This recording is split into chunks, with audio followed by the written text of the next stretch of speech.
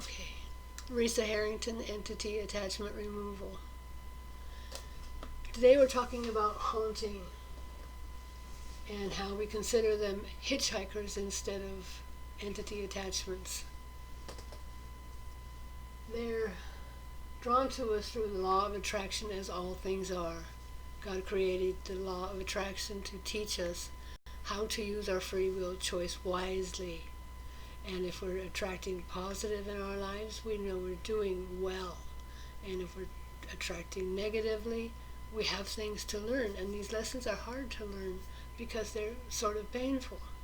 And the more painful they are, the clearer it is that we need to do something to change our lives. And so today we're going to ask our viewers to, if you're experiencing hauntings, to look at your personal origins. Were your parents positive or negative? How were you brought up in the world? What is the overall guiding force that has created who you are and how you are in life?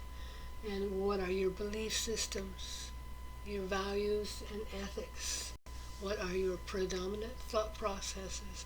These are the things that cause you to vibrate dark or light. It's just as simple as that.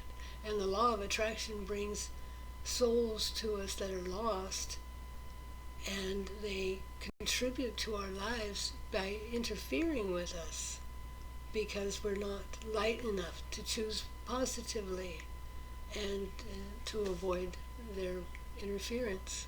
That is basically what a haunting is. So know that you can control the circumstance and that you can read books, go to classes, learn how to lift your vibrations, choose religious or spiritual affiliations. I don't promote God, but, well, of course I do, but I don't promote religion. You can go to God today in a spiritual environment, in spiritual ways. And I won't point the way to any past work because we each need to find our own way to God in our own ways.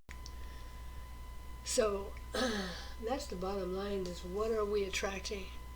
And certainly God will show us the way if we ask for help. Always. All right. God bless.